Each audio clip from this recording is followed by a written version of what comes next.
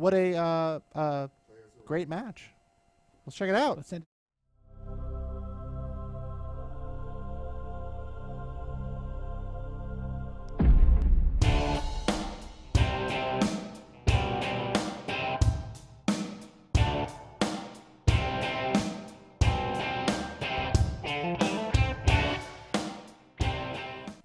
Hello and welcome to round 5 here of the Magic the Gathering Community Cup. I'm Brian Dave Marshall. I'm joined by Matt Tabak, and we are watching Robert Schuster of the Wizards of the Coast team versus Megan Wolf of the Community team. Megan, of course, from Magic the Amateuring. She is one half of the team that brings us Magic the Amateuring. But, you know, as I've said, they've been playing like pros so far. Megan's did very well in the stipulation draft, and we'll see what kind of a deck she has this time around. Looks like red-green and red-white over on the left for Robert Schuster. So red-white would imply allies there. Red-white does have a very strong ally sub-theme. Of course, we're going to be looking for rally cards. That's a Valakut Predator in play. Valakut Predator is a 3-drop with landfall. It's a 2/2, and it gets +2/+2 every time you make your land drop. So hopefully Robert will see more lands. That's definitely an efficient attacker, 4/4 on the next turn. And possibly more, like we saw Evolving Wilds. There's definitely ways to get more than one land onto the battlefield. Theoretically, you could open a fetch land. That is true. Although I think we would have heard about it by now. There would have been some whooping and screaming from the player area, and there was not. So, I mean, there was a Hallowed Fountain that was open. Oh, I heard the whooping there. So it looks like Void Attendant has entered the battlefield over on Megan's side. What does Void Attendant do? Void Attendant is a 2G 2/3. It's devoid, so it's colorless. So 1G, put a card an opponent owns from exile into that player's graveyard. So there's that processor that we talked about. If you do that, you get to put a Scion, Eldrazi Scion creature token onto the battlefield. So if Megan can find a way to exile cards of Robert's, she can then process those into Scions. So that's a core Blade Whirl in play for Robert Schuster. That's an ally. It's a 2/2. Whenever it or another ally enters the battlefield under your control, creatures you control gain first strike until end of turn. So that didn't help get the Predator through without a landfall trigger as well. Yeah, unfortunately, without that land, Robert had to keep his 2/2 creature back at home. Megan now looking good with 4 lands.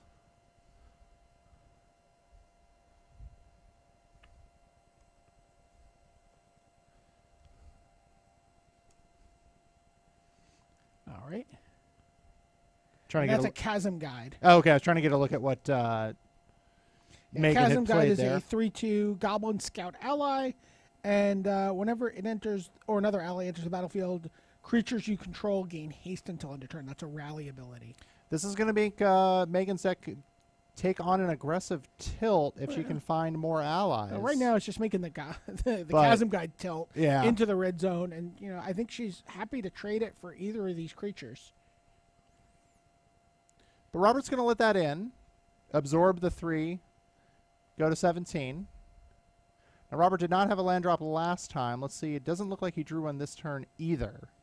So, yes, the trouble with landfall sometimes. Yeah. Stuck on 3. Robert's going to attack. So, this is an interesting play. Obviously signaling something in hand. We'll see what Megan decides to do with that information. And this could be, you have to think about Gideon's Reproach here. Yeah. A lot of combat tricks that Robert could have been holding. Megan not buying it. We'll just go to 16. Curious if there's something like maybe an outnumber in hand for Robert. Maybe like... yeah, that could be interesting. Outnumber is an instant. It's just 1 red, and it deals damage equal to the number of creatures you control. That's to a creature. So effectively shock right now, but it can get much more efficient. A very Skrettish card. Well, it sounds like we're going to see... Oh, look, there's Gideon's Reproach. Gideon's Reproach. So that card was there. It works on both sides of the red zone, attacking or blocking. So, sort of like a Celestial Flare kind of effect, but you get to target it and deal 4 damage. Yeah, one of White's specialties, dealing damage to attacking or blocking creatures. And that one's a lot harder to hide. 2 mana, your opponent's going to have 2 mana up a lot of times. Sometimes because they're mana screwed. Right.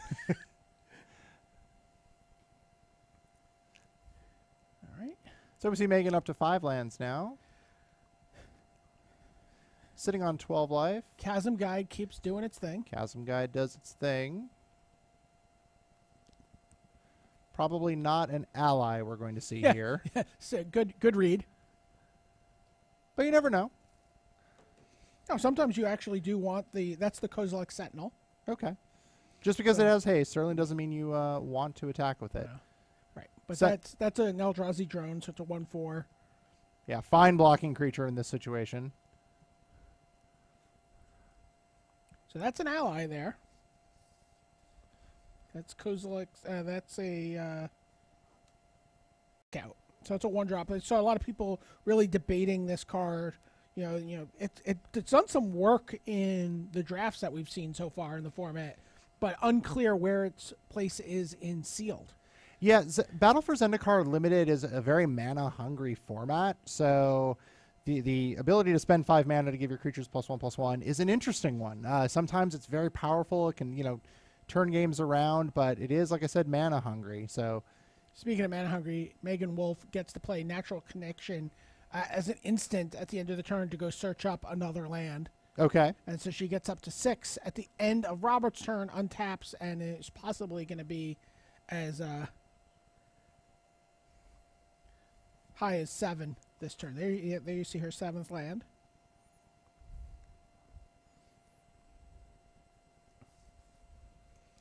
She gets in with the Chasm Guide, sends it into a board full of creatures here.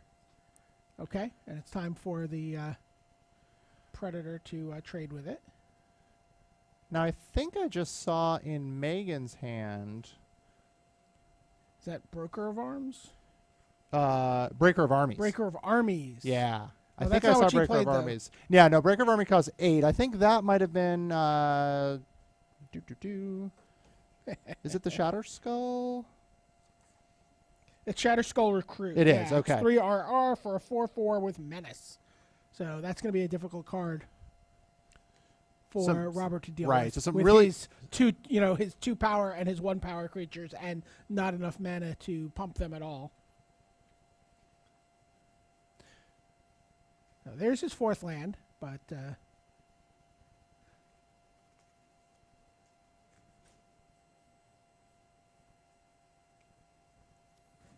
taps 4. Oh, and there's his Akum Firebird. Okay, we've seen the Firebird a couple times. 3/3 flying. Haste.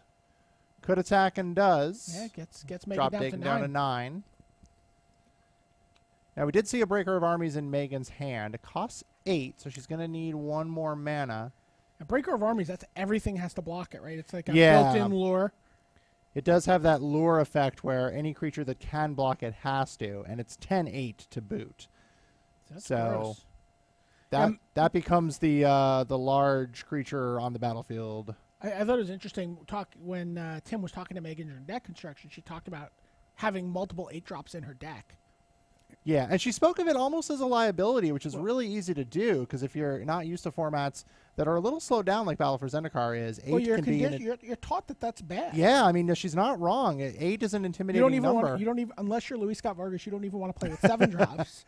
And I'm certainly no Luis Scott Vargas. But we're going to see in situations like this game is going a little bit longer. Part of that, the mana problems that Schuster has been having. But Megan's probably going to get an opportunity to drop the Breaker of Armies down. We'll see how the game unfolds.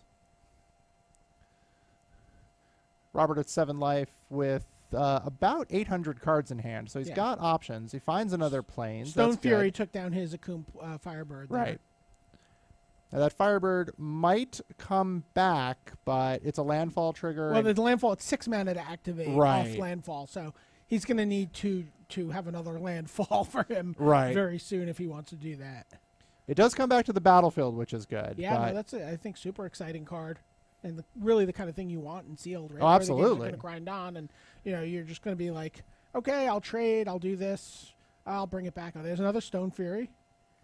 Okay, Takes down the Menace creature. Stone Fury's flying, creatures dying. Let's see if Megan finds that 8th land. It looks like she did. There it is. I'm not sure what else she has in hand. But she's counting it out. Okay, here's 3. She's biding her time here on that breaker. She might be choosing a more conservative line.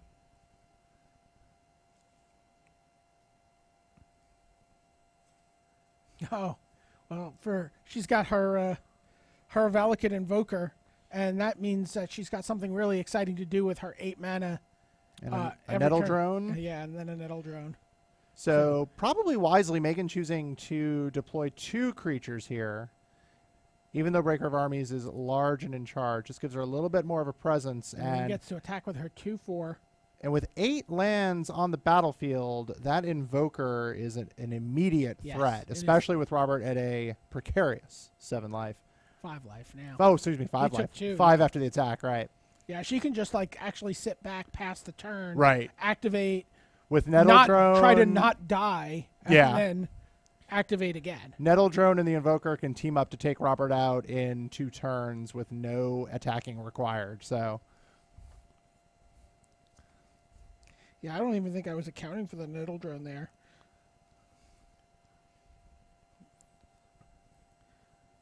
(3/1) tap to deal 1 damage to an opponent.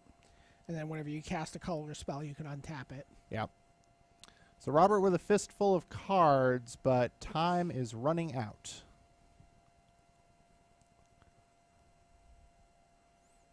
Slowly. Time is running out slowly.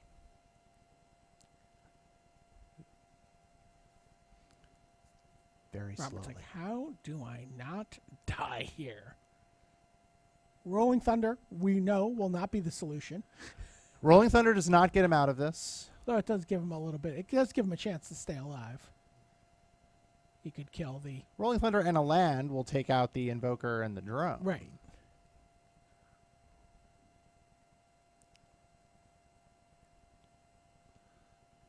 All right, Robert seems to have decided on a course of action.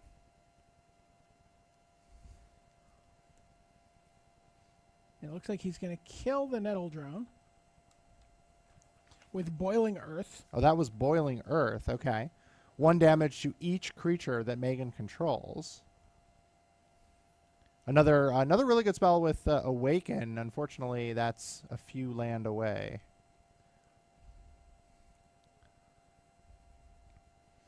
So does he have a way to finish off the Invoker? There was the attack. Remember, 1 damage has been dealt to all of Megan's creatures, but Megan very aware of that. So I think she'll watch that attack. Yeah. Pass by, go down to 7. Untap.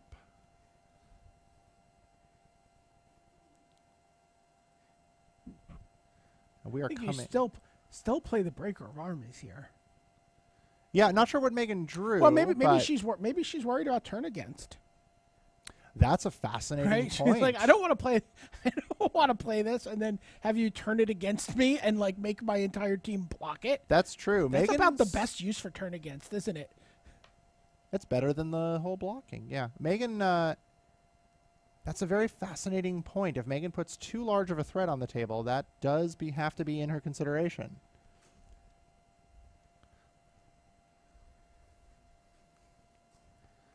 So right now she could just pass, activate the Invoker, untap, activate the Invoker. And in fact, she can also attack and do that. So chump block the Invoker, take 1. So Schuster's at 4. That Invoker is online. I think she's going to go for the Breaker of Armies. Yep. Here it comes. She's like, I will break you. Well, she will break or be broken. Because if Robert... Does Robert Schuster have turn? But again, wisely, she attacked with her creatures. So she can't get completely blown out here by a Breaker of... Well, like she would just die. She would just die She then. could get about as largely blown out as one could get. Yeah, that's about as big a blowout as it is, yes. But it doesn't look like turn against. As in you'd have a 10-8 crawling up your neck. But yeah, that's all right. All right. So that looked like a sheer drop. Took down the Invoker. All right. So Robert has to block the Breaker of Armies. If for some reason he did not want to block illegal the 10-8. block, illegal block. Yeah. All right. So Breaker of Armies serving the role of as the Abyss here, just eating one of Robert's creatures every turn. We could be seeing the end here. Let's Oran see Reef Invoker there. what Robert has drawn. Oh, Oran Reef Invoker, of course, another big threat. And yeah, Robert finally succumbs and scoops him up.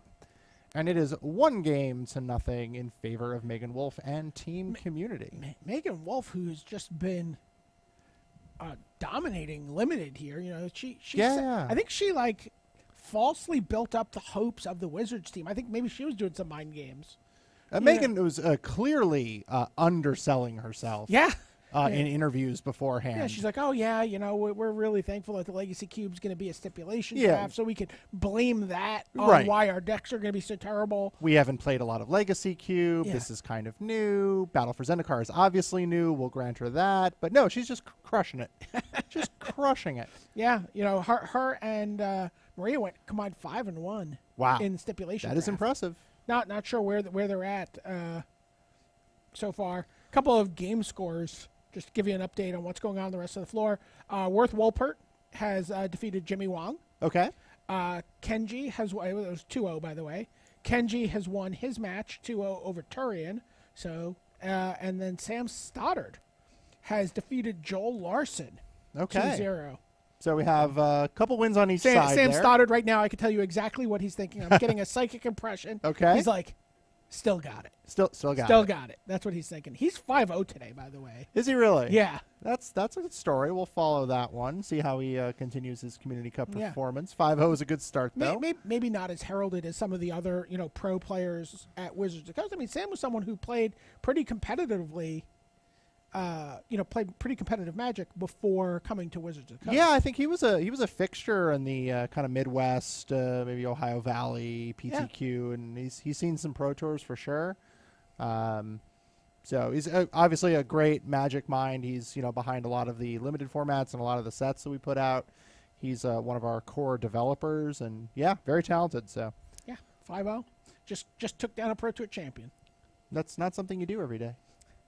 Unless you beat Mike every day. If you beat Mike Turian every day, if that's part of your job, then you could say you do it every day. Oh, it's true. You're more likely to be able to do that at Wizards than in most places. That's true. So you can't swing a dead Eldrazi without hitting a Pro Tour champion or Hall of Famer. So we're getting shuffled up for game 2. Robert Schuster there on your left side of your screen. Megan Wolf over on the right. Megan Robert's deck looked like if he had had maybe a little bit better distribution of land and spells there, he might have been able to put up more of a fight. Because that game actually, he had Megan down under 10, and didn't really do anything all game. Yeah. So yeah, I'm really curious to see what happens when he gets enough gas to drive the car. Yeah, that'll be interesting to see. Some of that I think was Megan understanding that she wasn't in too much danger. I tell you, Robert Schuster's deck is really just a classic love story of a deck.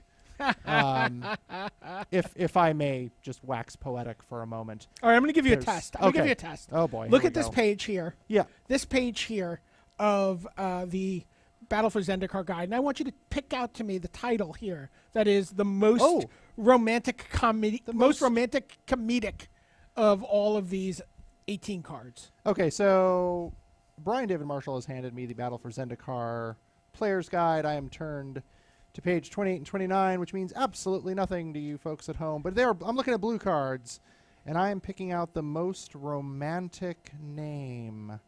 I am going to have to go with, well, really, if my own marriage has taught me anything about romance, I'm going to go with Exert Influence.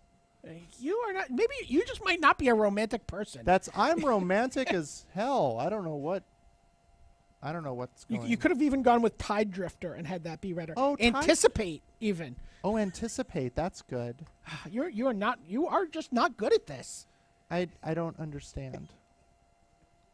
What is love? What about Tide Drifter? It's like some romantic comedy with Matthew McConaughey as some like hapless surfer. Brian, what is love? Brian, don't hurt me. Don't hurt me. No more. Oh, I'm sorry. You are very romantic. What is love? let's take a look at game 2, folks. Come with me now as we bring you into the feature match area. Coastal Discovery. That could have been. Is that a metaphor? What I is don't know. that? Just, what it is better than Exert Influence. I guess. It's a choice for Don't- a romantic comedy title. Do not judge my relationship, Brian. We all find our own way in this world. So it looks like Megan is going down to 6 cards here. I'm sure she's not in love with that.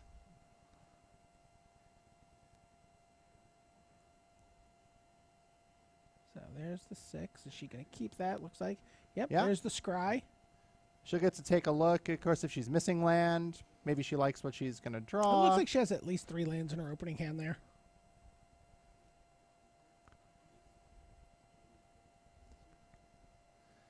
Yeah, the fact that you get to scry 1 after taking a mulligan is very interesting. It's obviously not as good as just having 7 cards, but it does give you a little more control over how your early game is going to play out. And so Expedition Expedition Envoy. Yeah, leads things off. I mean, this is, a classic construct. I mean, it's just a 2/1 for 2. It's Savannah Lions. Yeah, but it happens to have the added mechanical ally text. It's even better, and this card used to be rare, to give you an idea. Rolling Thunder used to be common, so maybe that's not the best lens to look through.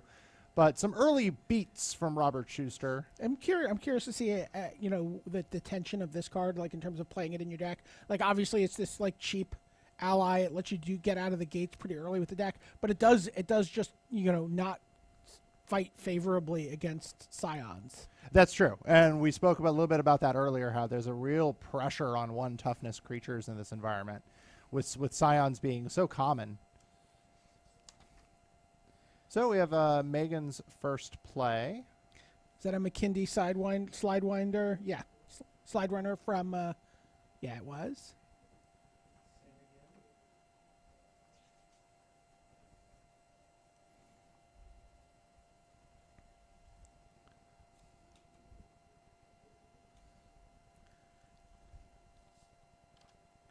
Sorry, just still trying to. And that's a Tajaru Stalwart. Oh, okay. On Megan's side. What does that card do? Okay, Tajuru Stalwart is a 2G for a 0/1. Not the best deal, but alone. But it does have Converge. It enters the battlefield with a +1/+1 counter on it for each color of mana spent to cast it. So that's the Converge we talked about. So obviously you're locked into green, but it hits 2 generic mana. So if Megan filled that with red, so it gets 2 counters. It made it into a 2/3. Yeah. Yeah, if you're playing 3 colors, if you can get 3 colors of mana to cast it, it's going to be a 3/4 for 3. So worth noting on those Converge cards, you are kind of limited by the mana cost you're paying. So Tajuru Stalwart, now dead, but it does have a mana cost of 2 generic and a green. So you can only pay a max of 3 mana there. Right, it's never going to be bigger than a 3/4. Yeah. Now, there are some tricks to get around that if for some reason your spells cost more mana to cast, or if you're casting it for some sort of alternative cost, then it looks at whatever mana you actually paid. So there's some tricks. But generally speaking, the Stalwart's going to top out at 3/4. All right, so we talked about Robert kind of dinking and dunking here, and Megan's already down to 13. Wow, they see Burning Earth. Is that what we call that card? Boiling Earth. Takes down the. That's a sweet card actually when you think about taking down someone who's building up with their Eldrazi Scions. Yeah, 1 damage to each creature your opponent's control. That's going to take care of a lot of Scions in early Kozilek's game. Channeler. There's Kozilek's Channeler again. Big 4/5 body is going to get away and get in the way of some of Robert's aggression. Does he have Stone Fury? Stone Fury would be nice here.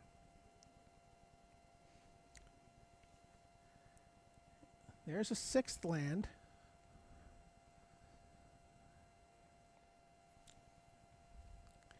Attacks with his 2 creatures. Robert, no fear, just sending it in. Telegraphing something in hand. Well, we've already seen Gideon's Reproach from him. Oh, sure. Megan at 8 life can't afford to not block. Well, there's so, Gideon's Reproach. And the McKindy slide runner there, that has trample, so he's going to get in for his 2 damage no matter what there. He gets to remove that creature, get in for 2, and then plays. Now, Matt, I can't quite see the attacking creatures. Was there a first strike involved there, possibly?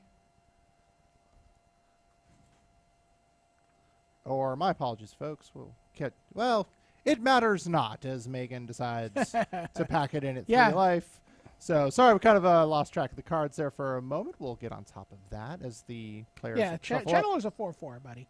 Channeler's a 4/4. Oh, I thought Channeler was a 4/5. You know, that may have been true at some point. Could I sell you on it was 4/5 last time I saw it? You absolutely could, from the conviction you seem to have that it was. So certainly an excellent play there by Robert Schuster in retrospect. Yeah, he gets to kill that with the reproach and still trample over. Right, even though the creature was blocked, trample lets you assign that damage right to your opponent. So an excellent play by Schuster there. And he did have, by the way, Stone Fury in hand too. Oh, did he? Okay. Yeah, so he actually had the next even bigger creature covered because he was going to be able to do 6 or even 7 to the next creature that Stone Fury just gets better with the number of lands you have. So 4/4, you don't say. A couple more wins for the Wizards team. Ali Medwin and Melissa DeTora both won 2-0 in their matches. Joining Worth and Sam Stoddard in their wins this round. So at least 4 wins so far for the Wizards team. Wizards making a bid to enter halftime, as it were, to end day 1 with the lead. I think coming into this with a 12-point deficit, they'd be pretty happy coming out of it with a tie going into another constructed format. Absolutely. So, wow. They have grabbed the lead. It is we're up by I'm sorry. Oh. We. Surely, can we put up that scoreboard again? So 57-54, Team WotC, Team Wizards of the Coast. And Brian David Marshall, Matt Tabak here in the booth, your neutral commentators. Surely not rooting for anyone except you, the viewer. I feel like at home. I have to be rooting for community now, just to balance. Whatever. Make this coverage fair and balanced. Yeah, whatever. I'm rooting for the people at home. That's who I'm here for. People at home like Greg Leeds at home. Oh, God, Mr. Leeds, another fine viewer. I'd like to certainly bid welcome to all of my bosses and bosses' that might be watching us right now. We hope that you are having a lot of fun. So Aaron Forsyth, speaking of your bosses, he got on the board this round. Aaron Forsyth with a win. Yeah, so he did not get off to a good start, but is now on the board. He picked up a win against Wedge, who because we were so adherent to the theme, did not have quite the deck to get through the get through the first 3 rounds of stipulation draft in good shape. So he's off to a pretty rough start. Brian David Marshall's got jokes, everybody. We talked about the event at PAX, the Penny Arcade Expo, a few weeks ago, which was kind of the kickoff for Battle for Zendikar. Aaron Forsyth, in a grand spell-slinging event, went 11-0 against the public in that event, crushing dreams mercilessly. It's nice to see him get on the board here against some stiffer competition.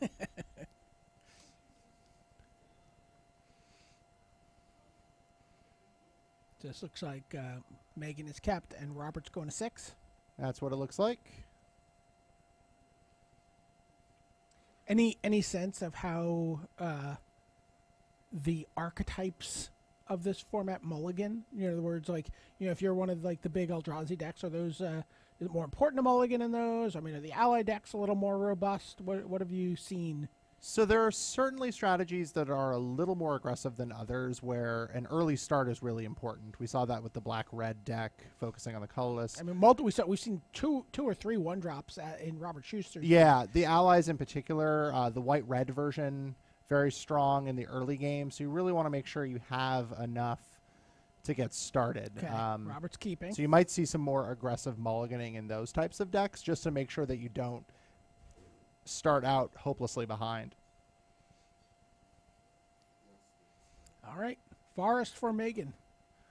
Forest for Megan. Mountain for Schuster. But But there's a 2-drop.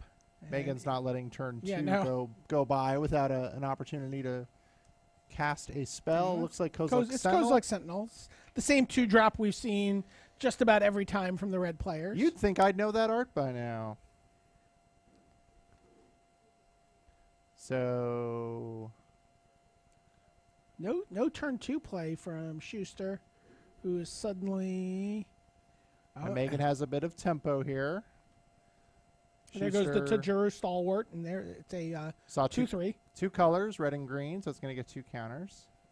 Schuster on the board here in turn 3. That's the Valakut's Predator. That's his Valakut Predator, actually. 2/2. Now that has the landfall ability that can, if Schuster drops a land under his control, if it enters the battlefield, could attack as a 4/4.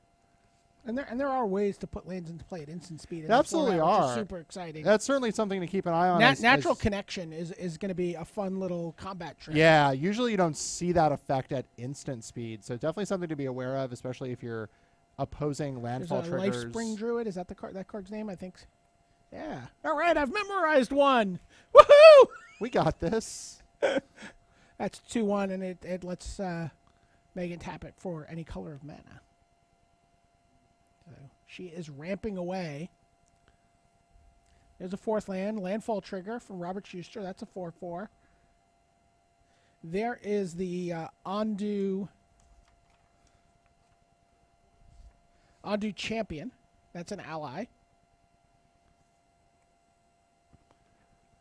So Megan with kind of an army of 2-power creatures here, but And then his, that gives trample to the. Looks like she's going to have access to 6 mana. At least.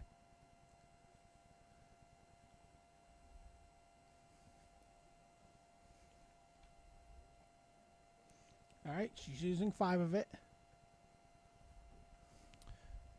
That's an.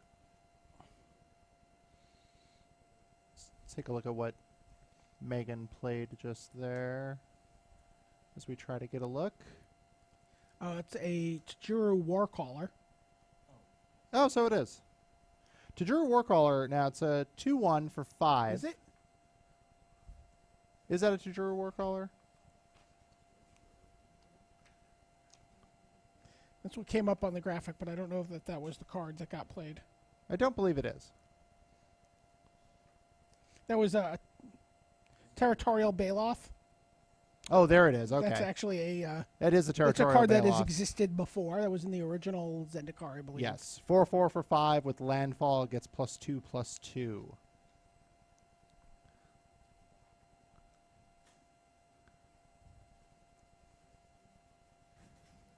We're getting a gummy little board here. Yep. Which blighted land is that? That's a blighted steppe. Population. So that's kind of interesting. It's like that's like a land that just has a built-in congregate. Blighted Steppe, there's a Blighted Cycle. So each of these tap for a colorless mana, and then you can sacrifice it and pay some mana, in this case 3 white, tap, sacrifice Blighted Steppe. You gain 2 life for each creature you control. And there's a cycle of these. The white one mirrors Congregate, as Brian said.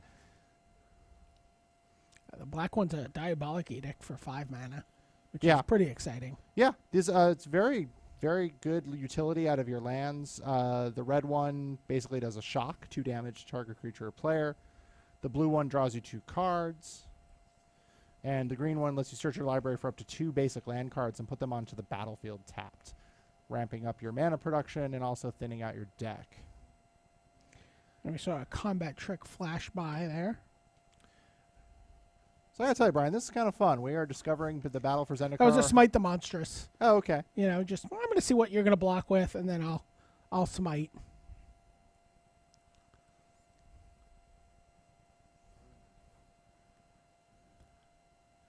There's Kozilek's Channeler. Kozilek's Channeler.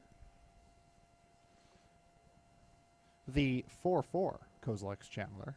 Not that 4/5 version you may have heard about. This event brought to you by the number 4. Yeah. It looks like a Stone Fury in hand. So again, kind of the story of this match, Robert having problems finding lands. No, he's okay, I think, here. Is he?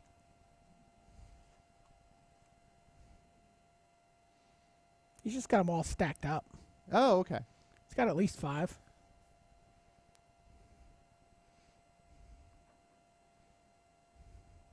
But he's got to get through this sort of mounting wall of creatures. There's a 1/4. There's a 4/4. Yeah, I mean, there's a 2/3. With the landfall ability, you really want to see one.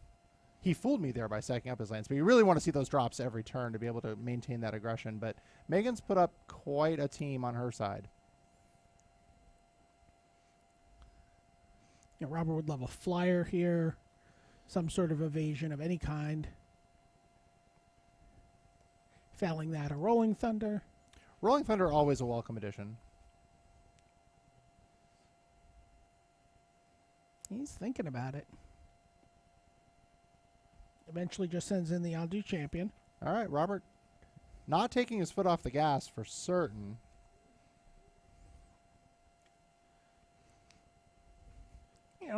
He's asking Megan, do you want to take 4 here, Yeah. or do you want to trade, or am I setting you up with a Gideon's Reproach or some other Right. removal spell? Right. I mean, Ondu's a sizable attacker. He's 4/3. So Megan's going to go for the double block.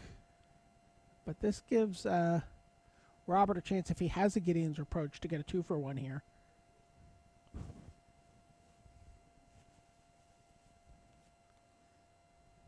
He is thinking about it. Not sure what he has in his hand.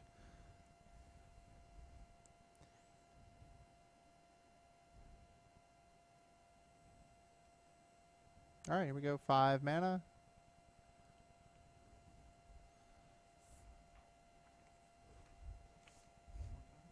I believe that was Royal's Retribution. Yeah, so Royal's Retribution deals 5 damage divided as you choose among any number of target attacking or blocking creatures. So they just want you to be terrified of 5 untapped mana in this format. Zendikar is a dangerous plane. There's Rolling Thunder. There's Royal's Retribution. If you're going to attack, you better be sure. So there is a giant monster for... I think that's Ruin Processor. It is Ruin Processor. What does that card do? So it's 7 mana, 7/8. When you cast it, if you can process a card, and I don't believe Schuster had any cards in exile, you can actually gain 5 life off of it by processing one of your opponent's Palaka cards. Worm. Sure. But this time I'm remembering correctly, a little bit of extra toughness. It is a 7/8. That's a lot of extra toughness. So Ruin Processor kind of runs the yard now.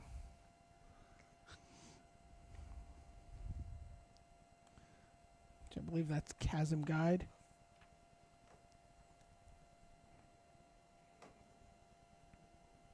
That's 3/2. Whenever it enters or another ally enters the battlefield under your control, creatures gain haste. Yeah, it's the rally ability that adds haste. But he's like, you know So- what? Let's not be hasty here. Right. Let's hang out. 7/8 Ruin Let's Processor hang out across on the way. Will Let's hang out on the Blighted Steppe and gain some life Right. a little later. Oh, look, a 7/8 creature. I'll chill here. We're good. Now we'll see how aggressive Megan wants to be here. She certainly has the size advantage. She is at a life disadvantage, though, so we'll see what she's thinking. Yeah, I mean, if she attacks here with the Rune Processor, I mean, Robert's clearly just going to take it.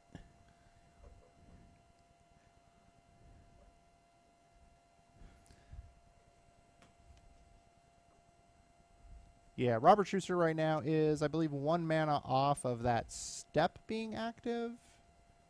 Oh, no, I'm sorry. He does have exactly enough he needs. If he untaps. So, yep, here comes the Rune Processor. So it's nice when you're entering these combat situations. You know, Robert thinks, I've probably got 6 to 8 life in the bank. Except 8 mana Oh, well, for a Breaker of Armies. Breaker of Armies has shown up. Breaker of Armies will put a downer on any boy. picnic Schuster was attempting to throw with his congregation of creatures.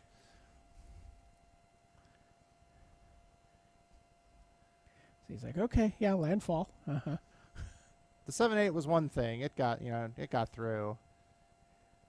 The 10/8. So Megan was worried about playing, all these expensive creatures, but, she's dropped the 7-drop. She's followed it up with an 8-drop, and suddenly she's in control here. Weird how that works. Yeah, I mean, if players remember... Playing creatures bigger than your opponent's entire team. And Battle for Zendikar is all about that, just like the original Zendikar was, especially Rise of the Eldrazi. Yeah, this is very on theme here, right? This is the allies against the Eldrazi. It really is. We are living the Battle for Zendikar live in front of us. But if you give those Eldrazi decks, or decks featuring the large Eldrazi, time to set up and time to develop their mana base, all of a sudden these giant monsters start hitting out of nowhere. And they are tough to deal with. And now Robert Schuster, he can't even sit back here. No, because all of his creatures are going to be forced to block the Breaker of Armies if nothing else changes. That not only lets all of Megan's other creatures get through unscathed, but it kind of devastates Robert's team, right? 10-8 is enough to take out anything Robert has put down.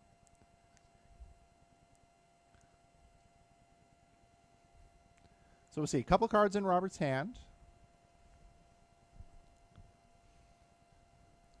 By the way, you see Wizards now 6 full points up ahead of the community team. 60-54. So two matches up. Do you know how many matches are still going? Well, obviously, we're watching this one. Sounds like it should be 2 matches outstanding. So there's this and one other match to go? I think so, yeah. Okay.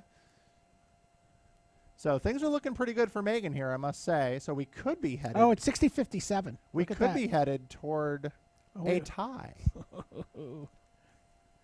So is this now the only match we have left? All right, this is it. So are there tiebreaker contingencies in place? I wonder. Oh, we'll definitely make something up tomorrow. I'm sure the good folks. Playoff.